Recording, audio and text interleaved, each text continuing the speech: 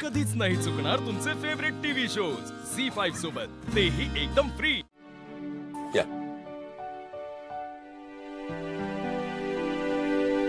हे कशाला आले तिथे? तुमची शिवा आता इथे राहत नाही, तिचा पत्ता बदललाय कायमचा, लक्षात नाहीये का तुमच्या? कीर्ती, शिवानीच पाठवलं असेल, काहीतरी काम असेल ना। आई आता तूच बोल। कीर्ती, भाऊ माफ करा, आम्ही तुम्हाला न सांगता इकडे आलो। अरे माफी कसली मागताय? शिवा या घरची, अजूनही या घरची सूनच आहे। हो पण ती आत्ता या घरात नाही आहे ना।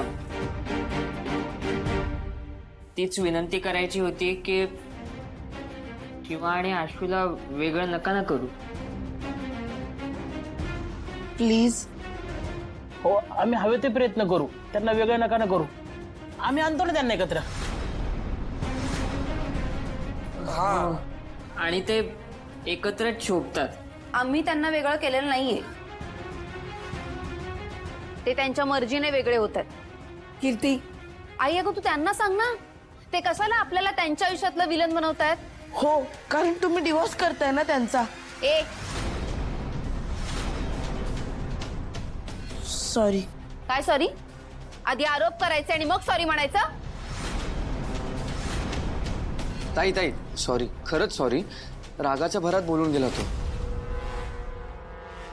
पण भाऊ एक नक्की आहे, आशू आणि शिवामध्ये जो काही गैरसमज झाला ना तो आपल्याला दूर करता येईल, पण प्लीज त्यांना एकमेकांपासून दूर करू नका ना। हा, कारण त्या दिवशी आशू आला होता, किती खुश होता तो, शिवानी किती काळजी घेतली त्याची। हा काय?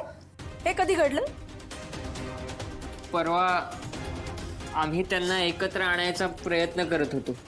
म्हणजे हे सगळं तुम्ही केलंय? तुम्ही मध्ये, मी पण येते। संपदा? काकू, भाऊ, आम्हाला ना फक्त त्यांना एकत्र आणायचं आणि म्हणून आम्ही सगळ्यांनी मिळून हे सगळं केलंय। त्या दोघांना ना एकत्र बघून आम्हाला खूप छान वाटतं। आम्हाला नाही, इनफॅक्ट आपल्याला ना, हो की नाही भाऊ? खरंय। आणि म्हणूनच आम्ही असं छोटं मोठं काय ना काहीतरी ट्राय करतोय। आणि भाऊ, काकू, आमची सगळ्यांची मैत्री पण त्या दोघांमुळेच झाली आहे ना।